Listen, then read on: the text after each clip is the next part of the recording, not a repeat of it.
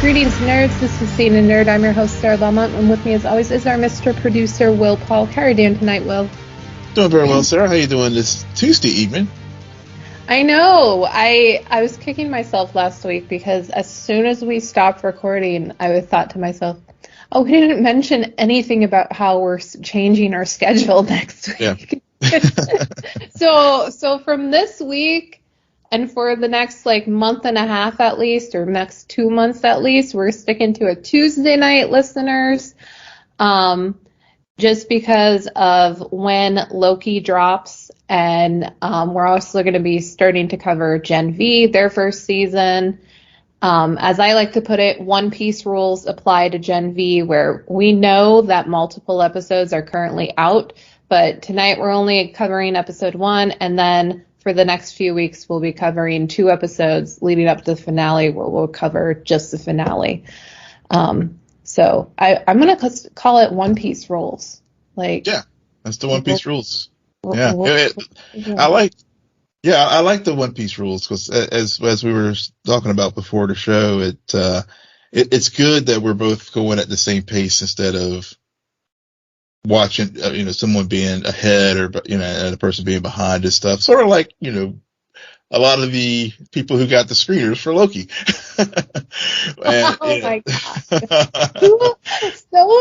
So many reactions, reactors got those freaking screeners. They were giving away like candy, apparently. Yeah, I know. I got to step up our social game so we can get on the list for these screeners. I don't know.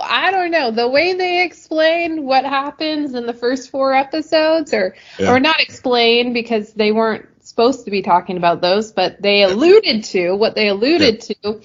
I'm glad that I only know for sure what happened in the first episode, because they got weeks to wait until they finally finish the season. So I think we're sitting pretty where we're at with the road with weeks to come on that show. Agreed. But before we get into Loki, there is one little bit of news, and I'm only bringing it up because I think I have mentioned the show every season that it's come out, and it has been announced that The Crown final season was set to premiere mid next month, and it'll drop its first half of the episodes, and then in December it'll drop the second half, and we'll finally wrap up The Crown after, I want to say, 6 seasons. Sounds 5 or 6. Yeah, that sounds about right. Yeah, So Netflix is doing the I guess the Stranger Things release model this time, and I think they've done it with maybe another show where they're dropping the first 4 and then the back 6. First 4 November 16th, and then the December 14th for the remainder. But I haven't made it through the last season of The Crown. I kind of dropped off of it, but I'll finish up and then try to be able to watch this final season. Yeah, I did watch the latest season. Was not my favorite. I miss the younger version of both Prince Charles and Princess Diana. Like that. The 4th season is arguably the best season of the show. I just was fascinating, but this first season is also really good. So it's definitely, I wouldn't say it's the most consistent. And so since it's the final season, it can either be on par with some of our better seasons, or it can just be a dud, we're wrapping things up. We know this is history, a retelling of history, so we do know what happens. And I don't know how many more scandalous things. Granted, I'm sure now that I'm thinking about it, I bet you why they're doing the half break is they're gonna have Princess Diana die at the last episode of the first half. Oh yeah, and then the fallout will be the second half of the season. Yeah, that's a good point. That's you called it. And mark it down here, folks. That's what's going to happen with this. With this season. granted, I told you all the way back in season one, if they really want to earn my respect, I don't think they do. How they would end it is they kill her. They kill her. Her death occurs in the final episode. Mm-hmm. To tie into the opening scene of is it the Queen? Yeah. What? Yeah, the Queen. Because that for some reason I remember the opening scene of that movie, and Queen Elizabeth literally gets the call that Diana is dead, and that's how that movie begins. Mm-hmm. Yeah. So yeah. that would be really interesting if they do that. That would be. And also now that that Queen Elizabeth has passed, how they're going, if they did do any modifications to the show, but I think it was already in the can, when she passed, or maybe in production. So I guess we'll find out in December. Yeah. Yes, we will.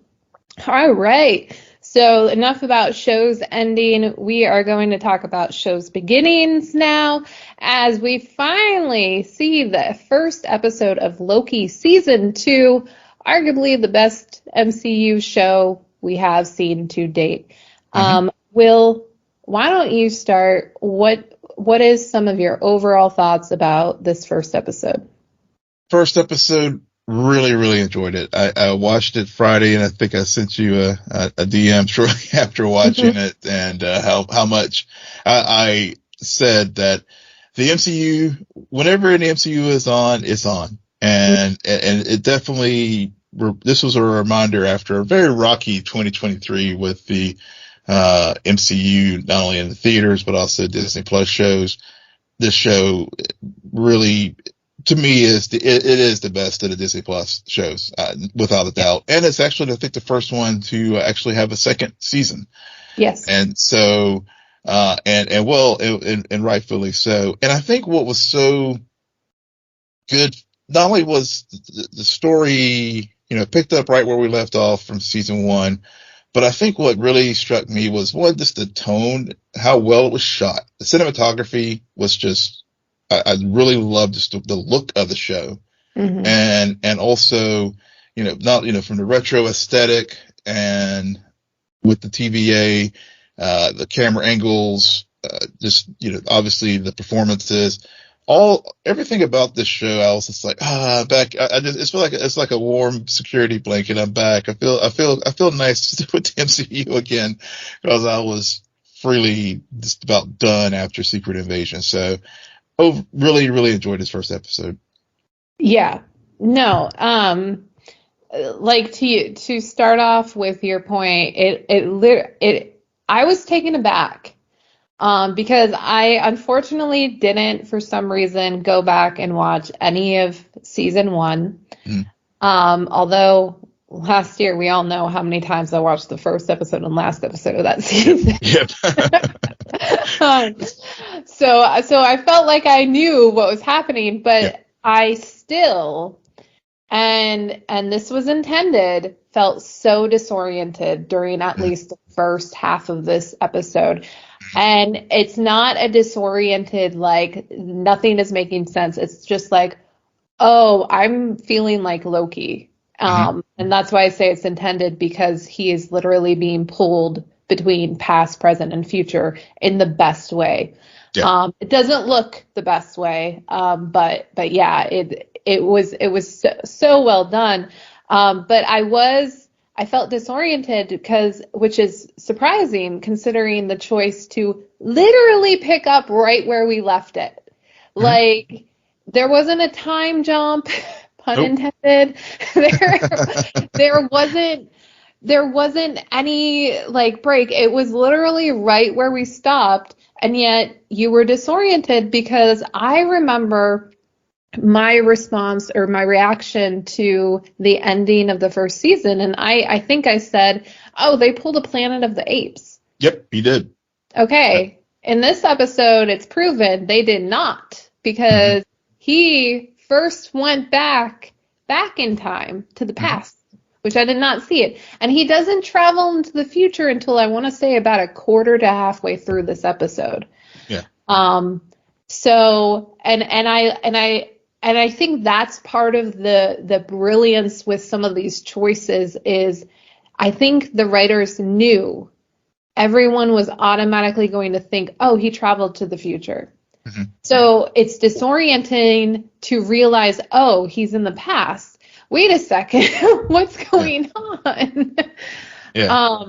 So I love that choice, and I thought that there was just so many good choices. And I like the new mystery. But what else, Will? Like, yeah, to your point about the past and traveling through the past, because and that was I mean, if I have to nitpick that's one of the nits, not in a more just they address it later in the episode, but with him traveling to the past, I was wondering if it was like he, whenever we run an OB later, he remembers all the things that happened in the past into the present. But whenever Loki is in the past there at the beginning and travels, jumps to the present, the folks in the TVA control room don't remember like what, Loki, encountering Loki in the past. So I was just wondering if they were like holding it there, or if it was one of those things where he was on another branch, so that it's a nitpick, but it didn't. Yeah. Sorry, I'm confused. So Yeah. isn't it that didn't they try to make the point that it's the same thing that's going on with Mobius, where where it's all of the memory wiping that occurred? Oh, yeah. That's right. Thanks for filling that in. Yeah, I had forgotten that point. That it was the memory wipes that the I guess Renslayer did and others. So, so that now that you say that makes sense why the folks in the TVA control room did not remember the incident where the monitor fell down in the car. Like the Attack of the Clones moment did not stick with everyone. Not even Mobius. In the past, Mobius, I don't know who you are, and coming from the present, he should know. He should have known during the first season, but he didn't. So I mean, to your point, and I think that part of the confusion about that, because I've heard other people mention it too, is because they didn't hit you over the head with it. This show really makes you think about it, and they're subtle with it. They're not gonna telegraph some of these major plot points, right? Which I can appreciate too, even though my nitpick, Will, I'm gonna just flat out say it. Did I fully understand what was happening during all of the stuff with the loom and all of the stakes? I mean, I got the big stakes. Either Mobius gets all of his flesh ripped from his body, or Loki basically dies and is lost in time forever. But I didn't really understand the device and what was supposed to happen and all of that. It was so convoluted and you lost me, but I was very entertained. I did not really. I watched it twice, and the first time it to me it was also very, very convoluted, and I was like, okay, what's going on here? Second time, I managed to, I think, understand what was going on there, and with the, I guess, temporal aura extractor. I mean, they were, as a Star Trek fan with technobabble, I was like, chef's kiss with the technobabble in this episode because they were making shit up left and right as far as like quantum, temporal mechanics and all that kind of stuff. But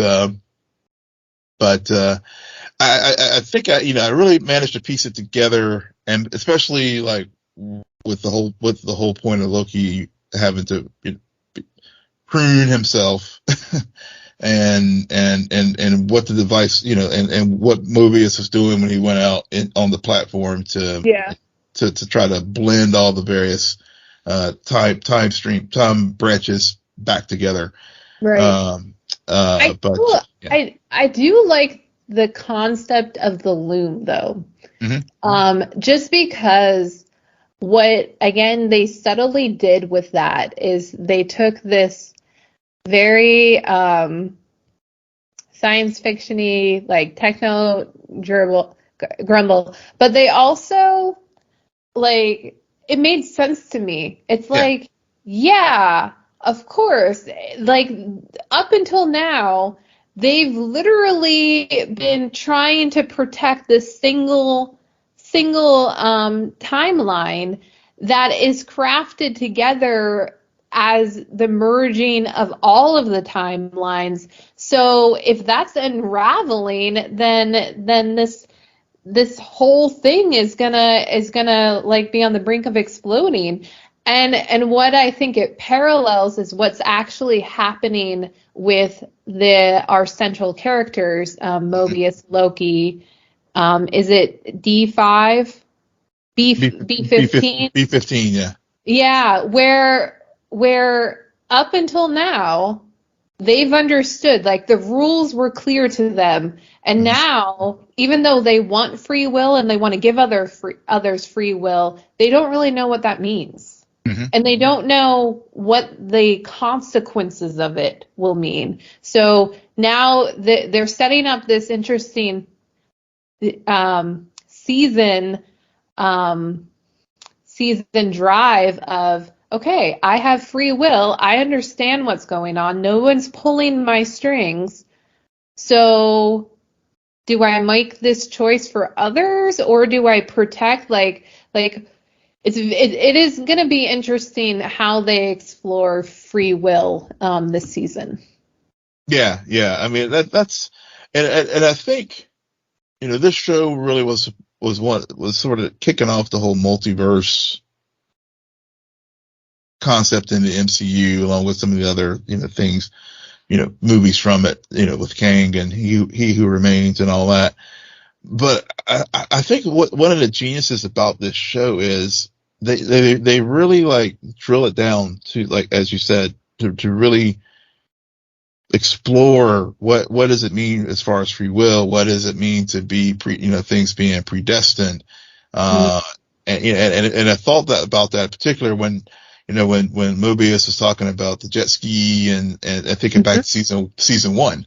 And the newspaper, the magazine article and stuff. And it was a funny way they did it too with jet ski is a brand like Kleenex. And so, but it does get to that point as far as it's like, to what you were saying is that philosophical choice. And I think that's why the show hits on, like, as I said earlier, when MCU is on with these bigger themes that, like what we saw in Civil War and even like the exploration of grief in WandaVision, that's when the MCU excels and why it's had the longevity that it has, that I think some of the other projects on Disney Plus, quite frankly, are just kind of bridge things to set up other movies. Whereas this show really is just like, we're going to tell a story here, not worry about. Yes, it will set things up, but it's done in a way that makes you, like, as you said, think. Yeah, I can't agree more with you, because I think about No Way Home. Mm-hmm. Like, that's really the first time where we got the multiverse, if I'm not mistaken. Mm-hmm. I think that came before Loki season 1. And that movie dealt with grief, dealt with other stuff. But if you compare No Way Home with Quantumania, Mm-hmm. where Quantumania used so much, took the multiverse and just focused so much on the spectacle Mm-hmm. that the motivations of the characters, the overall like story of growth and family and love all got lost Mm-hmm. because it was just about, oh my God, we're going to explore quantum mania and going into the quantum zone and so much spectacle. Isn't this cool? And it's like, things can be cool, but also can emotionally engage you at the same time. And a few MCU projects have done that successfully. And then there are a few that totally miss the point altogether. But Loki season, I'm not surprised that I like Loki season 2 right now, just because I'm such a fan of the first season. Yeah, So, yeah. First season, yeah. And you're right. I mean, that, and I think I didn't get a chance to go back and rewatch season 1 like as you had planned to do so as well. But that when I was watching the episode 1 of season 2, I was struck how much of it came back to me. I guess as far as how memorable the series actually is. Um, and so yeah, so like when I heard, Renslayer disappearing and thinking about, all that and this, whenever, of course, when we did get the recordings of her and King, well, I guess He Who Remains, talking, was it that in definitely, was that in the past or the present? that was when Loki was, I believe, in the past room, if I Yeah. recall. Because he heard the back end of the recording, then he rolled it back, and then heard her full conversation. Right. And so so hearing that and thinking about He Who Remains and Renslayer's potential relationship there, were they in cahoots, especially what we learned when Sylvie and Loki did finally get to the end of time. And the exorcist that Renslayer had taken against Mobius, back in season 1, you just have to, there's definitely one of those threads, no pun intended, that I hope I think we're definitely going to get some exploration in this season. Yeah. No, it was interesting, or it was a smart choice to not show her at all in this Mm-hmm. episode. Yet, where she is, what she has done, like she's a big mystery that they're Yep. kicking off the season with, and which I like, and I did those recordings were very interesting just because of the all you heard was the voice and just the way they were talking to each other. The sexual attention was there. Oh, it totally was. Also, in my mind, I'm thinking like, well, we know from season 1 she felt some kind of weird undying loyalty to him. Mm-hmm. But I wouldn't be surprised though if she also encountered or had memory wipes done to her, just like everyone else. And that's why she was able to get away with this idea of like, I don't know what's going on. No, I know something's going on because in my mind, if I think they did have a relationship, there was love there. And even though he chose to wipe her memory like everyone else, that connection you can't wipe. So call me romantic, but I think maybe that's something. Yep. But I wouldn't be surprised if she was in and on the whole time. I think that would be a less interesting way to go about it, but we'll see. Like, we didn't see her, we didn't see Miss Minutes. We saw a lot of the judges. We're not all on the same team yet, you know. We still got some conspiring about what to do, which makes sense. I mean, it's chaos right now. And no one really knows what to do. So we got we spent some time with the judges. We met a good judge and a bad judge and one who was just sleeping the whole time. Oh, you know what has been missing in the MCU? Let me tell you, Will. What has been missing is I forgot about the brilliant chemistry between Owen Wilson and Tom Hiddleston. Yeah. They're so good. They are. Good. Yeah, and to add to that, Obi, speaking of chemistry, felt right into that triangle, and you know, Hugh Kwan just loved it. I mean, that's like my new favorite character.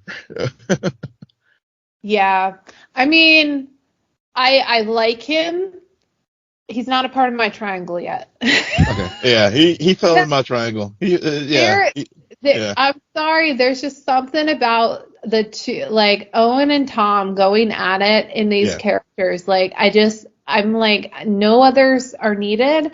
However, others can come and play too. That's totally cool. As long as every now and then I get like at least a 2-minute scene with just those two. Yeah, true. Yeah, I mean, I really, but you know, the introduction of Obi in this, I was wondering because I clearly saw him in the trailers, knew he was being cast, but what role he was playing, and just the, again, I like the way that between the past and the present. Yes. With that, and just and again, this is a show that you really do have that. Paying attention to detail is key. Just the very sometimes the very obvious things like, in the past he did not have glasses, in the present he does, but also just how they figured out the time slipping and how figuring out that actually the normal rules of the TVA now aren't applying, and being able to Loki telling Obi something, and then 400 years later, Obi is just like, this closing a temporal loop, I guess. Was just I really, really like the way that all sort of unfolded, because with time travel and those kind of things, we've seen plenty of examples where it makes no sense or it just goes off the rails. But I really like the way they use these causality loops in this episode. What I didn't understand, and potentially nitpick, but I've only seen the episode once and you've seen it twice, so please correct me if I'm wrong. They're in the present, and Obi, once he sees it occur, he immediately says that's time slipping, right? Mm-hmm. Right. So, but he doesn't, like, how does he know that? Because if I recall, Loki tells him that 400 years in the past. Right. But he knew it was time slipping before that happened. Because how it plays out with the other stuff is it's like Loki tells him something and then he remembers it but there was no memory, remembering. Yeah. So, time. but it went right into it in the present. Well, I think it's more of his role in the TVA. He's sort of like the IT guy who I think he's the fixer. He's the fixer. And, because in the past, he saw the little work order and stuff. So, right. I understand.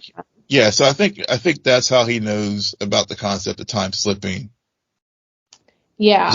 Just by his, then they had to figure out how to solve it. Like, as much as I like how this was done, Hmm.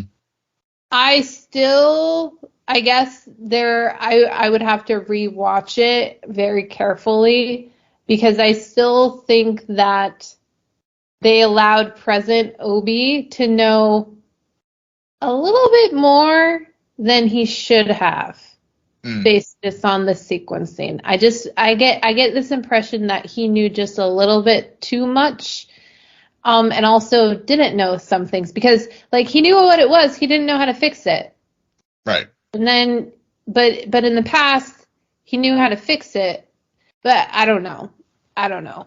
And also Loki wasn't there to tell like he Obi, I'm pretty sure coined it as time slipping right after he saw Loki disappear.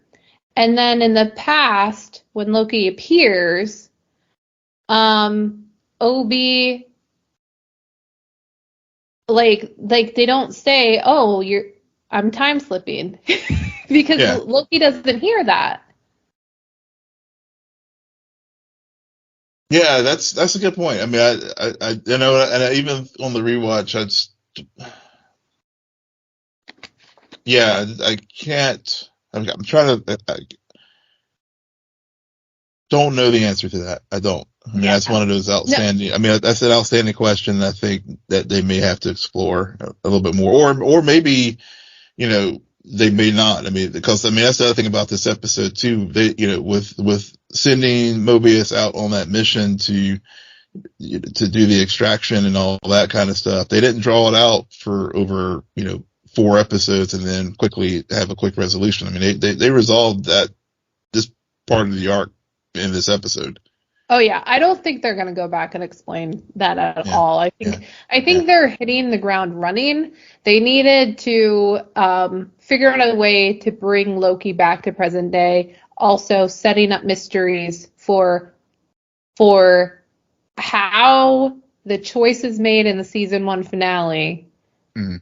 affect both the past and the present. And that's another brilliant reason to have this time slipping MacGuffin occur is so that we can toy with that. Like, okay, now we're jumping to the future. Who's calling the phone?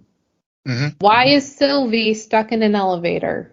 Mhm. Why is it so like there's something I wouldn't say sinister, but Oh, there yeah. was something very go ahead. No, go. I was just letting you finish up your thought. Yeah, go. Yeah, there was just something very ominous about that whole sequence in the future with the phone and with Sylvie. Um, Now, I did not do my due diligence, and I did not watch the post-credit scene. Mhm. So, Will, why don't you tell me what happens in the post-credit scene? Yeah. So before I do that, to your point about something sinister, whenever we did get Loki getting pruned from behind. Um, I wonder if that was, the theories are probably starting to rumble out there as far as like who that was who pruned him. And so, I wonder if it was Renslayer or somebody or somebody else, especially given that we saw Sylvie on that elevator, when the phone was ringing. Mm-hmm. But as far as there was a mid credit. Basically, we end up after we find Sylvie and they make a point to say that it was a branched line in 1982 in a town in Oklahoma, Mm-hmm. and she ends up ends up going into a McDonald's, and of course, when she's there, she tries to order the funny little line where she's like, "I don't want anything with a face on it," or that kind of thing.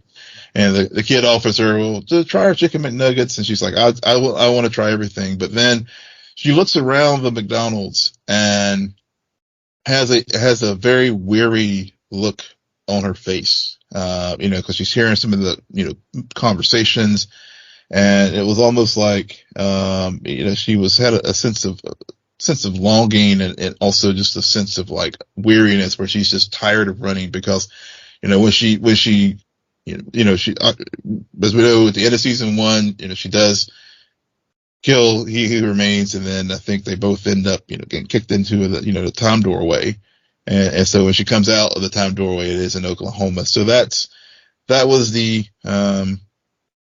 it's interesting because yeah. no, she kicks Loki through it, Right. but then she kills him. She kills He Who Remains. Yeah. And all we see is her look out the window and start to see the breaking of the timeline. But I don't think we see her stepping through. Yeah. I have to go back and look again, but she does come out of one of those portals, right, whenever in the mid credit in this episode. And then we fade to black for next week. Yeah.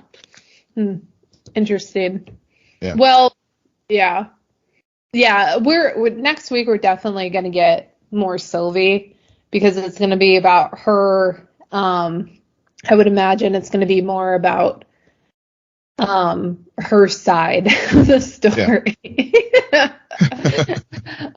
While continuing with our trio, because Loki and Mobius and Obi have to go find Sylvie. Plus, we have the bad judge looking for Moby as well, or not Moby, for Sylvie as well. So because I know the one judge was like, basically like stopped all the pruning, but General Docs, she definitely is, and X5 basically want to continue their old mission, as we were talking about earlier. I definitely was getting some Serial and Daedra from Andor vibes from them as well, with those two characters. But they were definitely they're going to continue the old mission too. So yeah, it's like I said, I think this off to a great start, and looking forward to next week's episode, or actually episode coming in a couple days.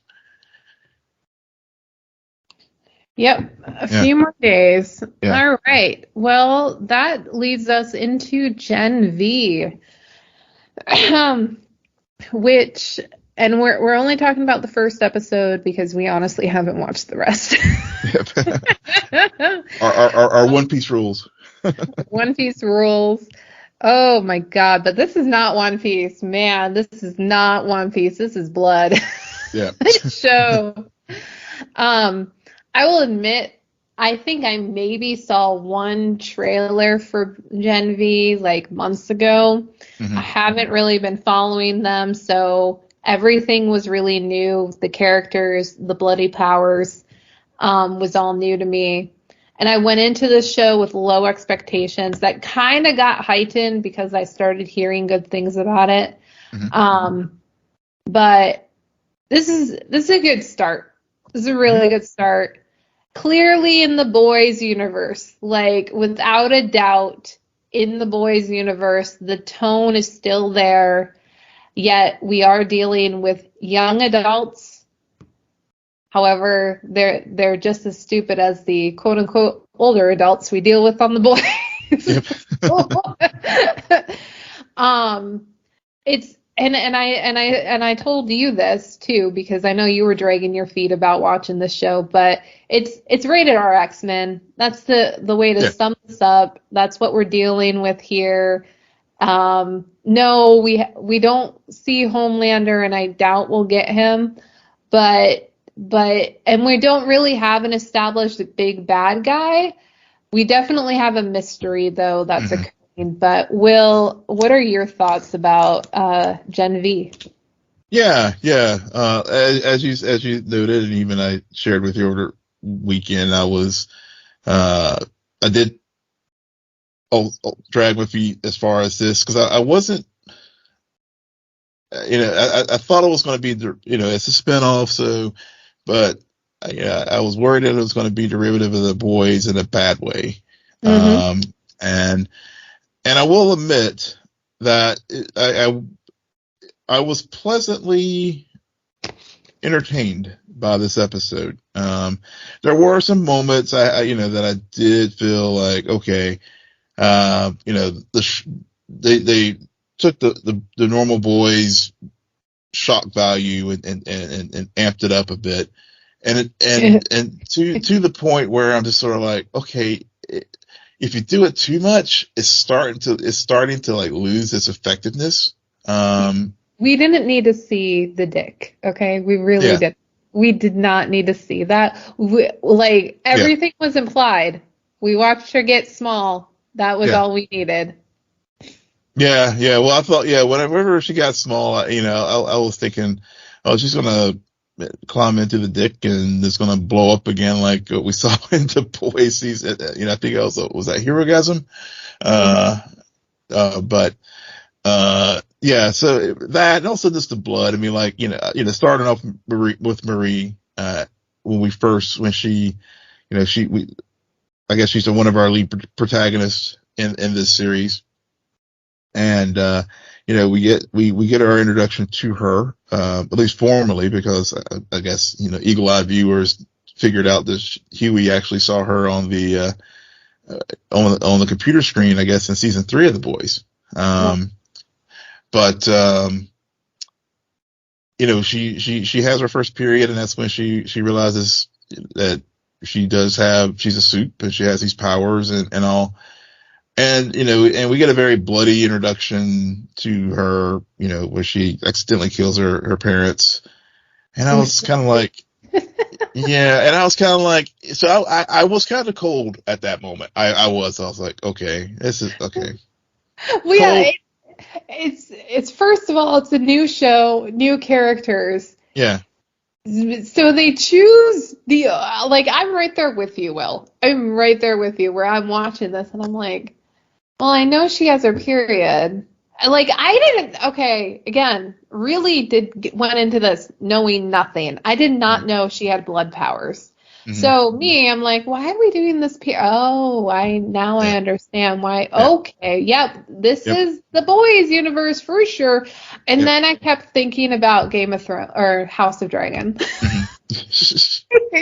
Because what is with it with TV right now? Like House of Dragon, we saw 3 very horrific births of children, and now we start Gen V with a very vicious menstrual cycle. So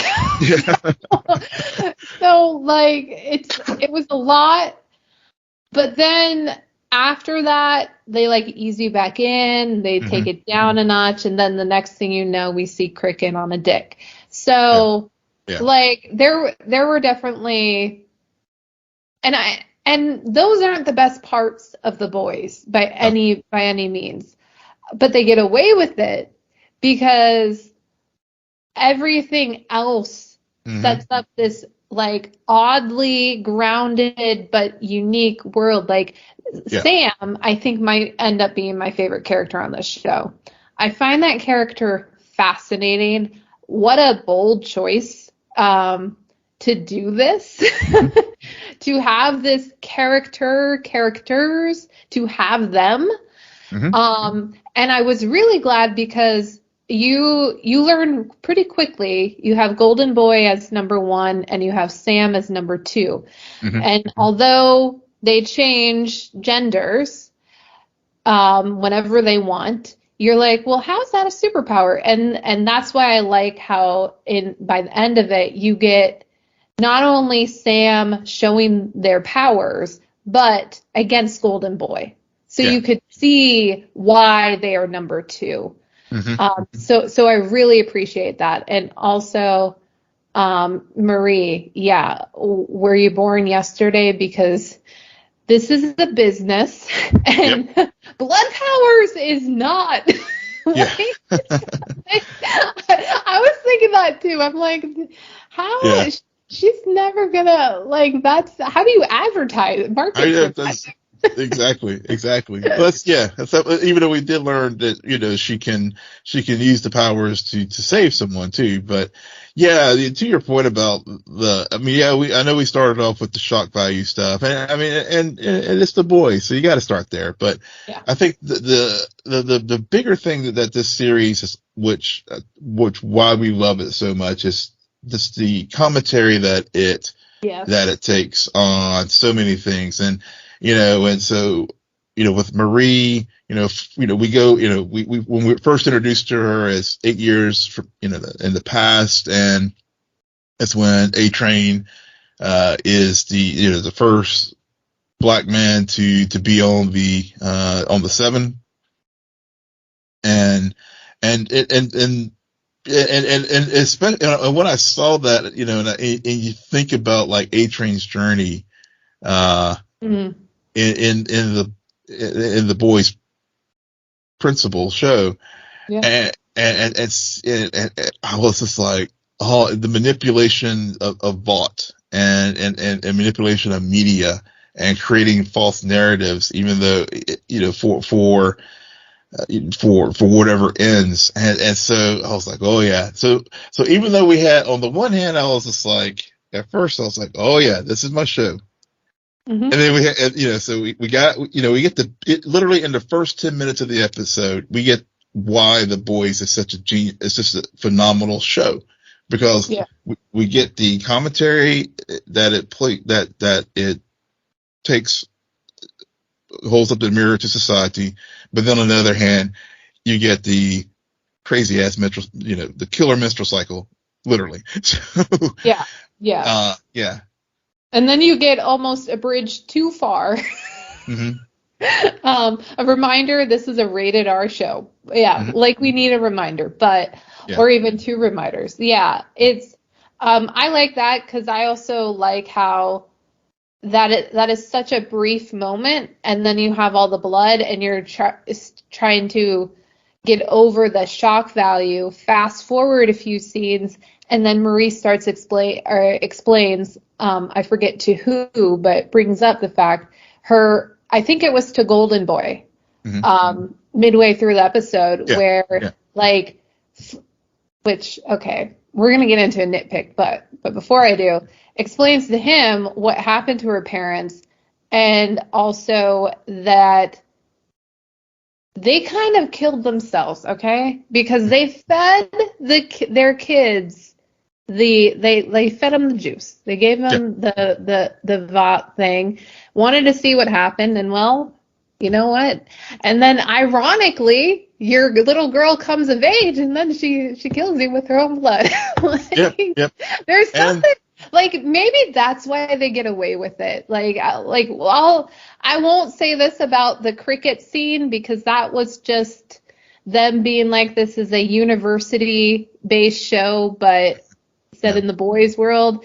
But there's a weird way with some of these antics that if you look into them, there actually are still doing that commentary that you were talking about Yeah. before, and like Oh the yeah. irony and the dramatic irony of it all.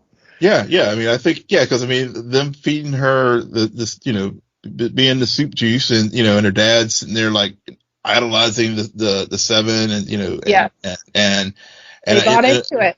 they bought into it. And also, I can't help but think, like, it's like the crazy soccer parents, and doing all these, all these things, and then they got done in, by going, buying the hype and stuff. So yeah, I mean, Well, and it wasn't just them because now Marie is off to college and wants to be the first black woman in the yep, seven.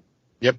And then learning the hard lessons of, like, where 90% of the kids there at that school are going to be doing song and dance. You know, Yeah. yeah. It's only like, only the top 10 percenters or whatever actually make it, actually get an actual a contract. And again, it just really gets into to the lore of the show when they, talk about the Soup's earning the contract for the city. So it reminds you about the corporate nature of Vault and just things like that, where again, it doesn't have to beat you over the head. I mean, you can just a well-written show with those simple lines remind you of what universe you're in. Yeah. Yeah. And then just as easily, a few simple lines can remind me, like, what are the writers doing? To go back to the scene between Marie and Golden Boy. Mm-hmm. Okay. Why? Like, this scene made me mad because they go to a party. She is not invited to that party by Golden Boy. Okay. They say hi to each other. Mm-hmm. The very next thing we see, she's outside. He comes over, like, privately to give her a drink, I think. Mm-hmm. Yeah. And then it's just them. And the next thing you know, she lies, and then she's sorry she lied and just tells her whole life story to him. Again, she was not invited to the party by him. Okay, she was invited by the other guy, Andre, I believe. Andre, yep. Mm-hmm. Andre. Yet these two have to talk to set up basically what happens at the end of the episode, in a way. But I just felt like it was forced. Mm-hmm. I didn't really understand it. Like, I don't understand why all of a sudden with like a simple hi, suddenly you were telling the stranger your entire life story, a story that you've avoided telling everyone else, including Emma Cricket. So like why? Especially if you're just gonna kill Golden Boy at the end of the episode. Like, what the heck? Or is he? I don't know. Or is he? I don't know. Yeah, we'll find out as we progress in the series. Yeah, that was just my nitpick. Where I was like, I don't understand the writing here. How did we get here? Yeah. Party just started, and now we're having a very private conversation. Cool. Yeah. That was, I guess, even though it was, I agree with you, but I think from about that midpoint on is when I really started to like getting settled in with this series. Mm-hmm. And seeing, obviously Andre hitting on the girl and that goes south really fast. I didn't see that coming. Like I saw him do the trick. Yeah. And then I'm like, oh shit. Yep. More, yep. No, I was more like, we're in the boys. This is the boys universe. Yep. I was like, I was thinking like, okay, is this like deep? So, okay.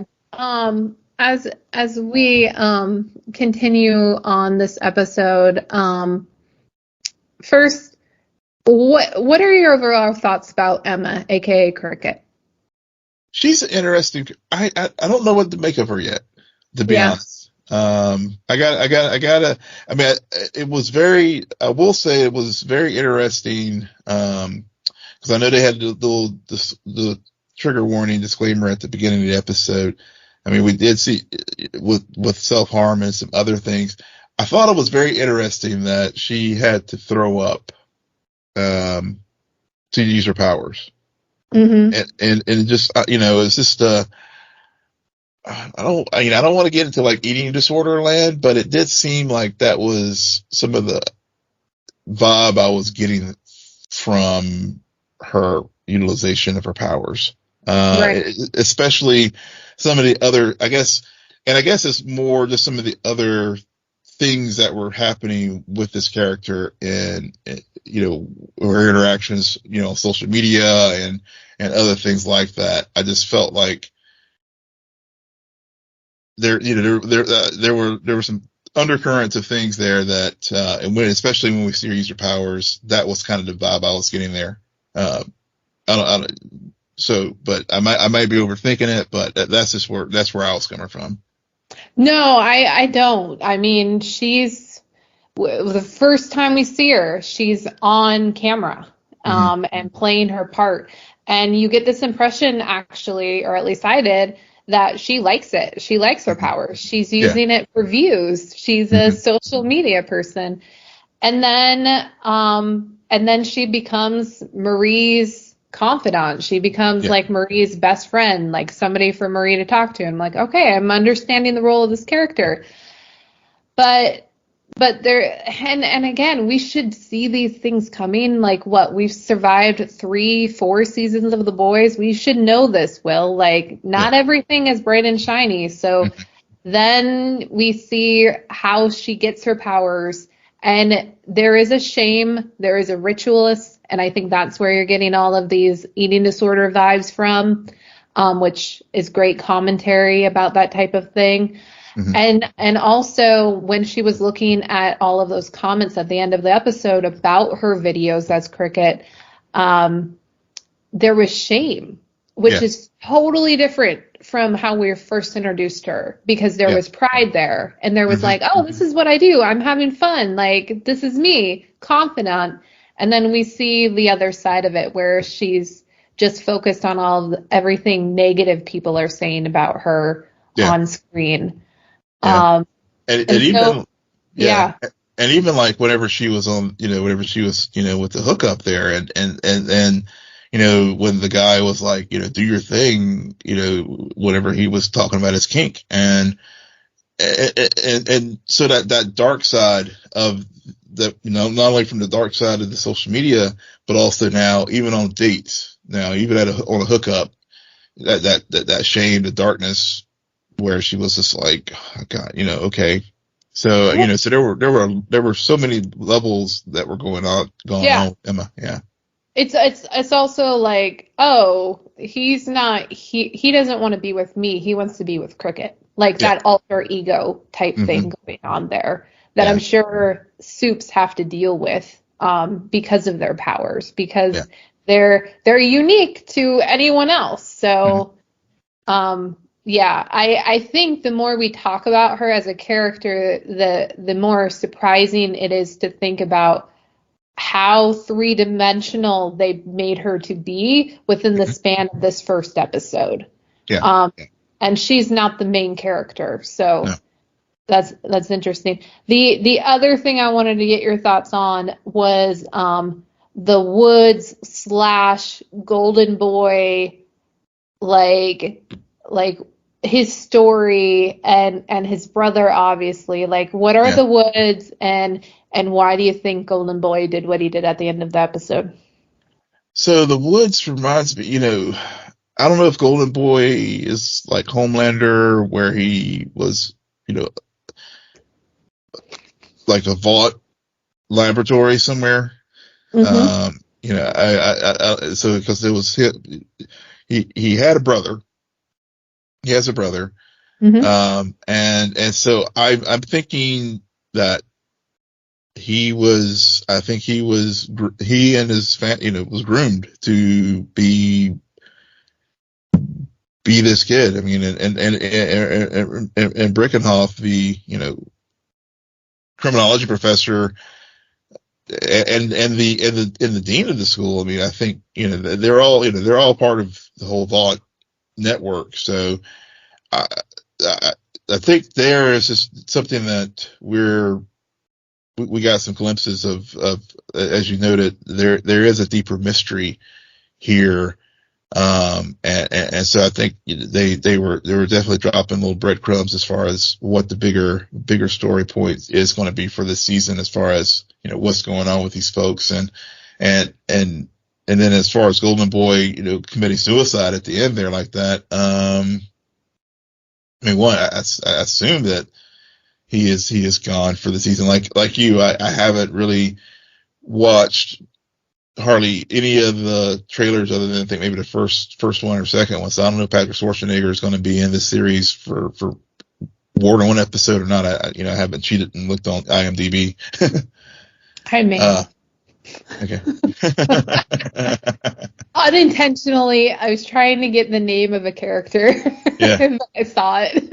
It's like, okay, that's interesting. But I think for me, I don't know what the woods is. The woods is still a very big mystery. Yeah. But what I do think I'm picking up on is, because in my knit conversation we talked about earlier, I believe he refers to his brother, and it was in past tense, meaning he died. Yeah. So my theory is Bricknoff and parents colluded, and made, for whatever reason, made the decision to have, like, make up the story that Golden Boy killed his own brother. Mm-hmm. And so Golden Boy is growing up believing that he did that, and so now he's like, I want to use my powers for good and all of this stuff. And so he like, that's what makes him buy into this whole idea of being a hero. But now in present day, he starts having these dreams about the woods, and hearing his brother calling to him, because I think the brother is the kid we see get locked up in the woods towards, like, halfway through, that Marie sees and Andre sees. Yeah. And I think why they locked him up is, I wonder if there was some kind of telepathic connection power being grown. Like, there's something about the brother's powers. And I don't know, they could have been twins. So maybe that's another thing. Yeah. So there's definitely a reason why. I definitely think they're brothers. And there was a decision to lock one up and keep one out. And for some reason, he blamed Bricknoff and decided to kill him. And then when faced with, like, killing him, squaring off with Sam, almost hurting Marie, which who knows where that connection came from. Yeah. Good Lord. Decides, like, he can't do this because he thinks he killed his brother. So I think there was some manipulation. I do think I will state right now, it will take a lot for me to believe and buy into killing him at the end of this episode and then bringing him back later. Like, I don't know what you're doing with stakes, but overall, very good ending sequence. And like I told you, I'm like, I watched it, and then I was just mad I couldn't watch the second episode. I had the same feeling. I was like, I'm ready to go. Take it. It's like, You're like, I'm on board now. I'm on board. Yeah, I am. I was by the end of the episode. I'm like, okay, going in with low expectations actually, I think, was a good thing, and I'm on board, and I was like toying with the notion. It's like, should we, like, change our rule for the week? But he held out, and he held out strong, and now we can watch 2 episodes and get start to get a little caught up. We'll be caught up soon enough. Yeah. And on that note, Will, why don't you tell our listeners where they can find you? Yes, you can find me on X, formerly known as Twitter, at Will M. Polk, WILLMPOLK. And you can find me there too at SJ Belmont, SJBELMONT. Please follow our crew on Twitter at SNN. Friend us on Facebook, follow us on Instagram and Threads at scene_n_nerd. And visit our website, www.scenennerdpodcast.com. But most importantly, rate, follow, and comment on Apple Podcasts, Spotify, YouTube, or wherever you get your podcasts. Good night, geek out. You're welcome.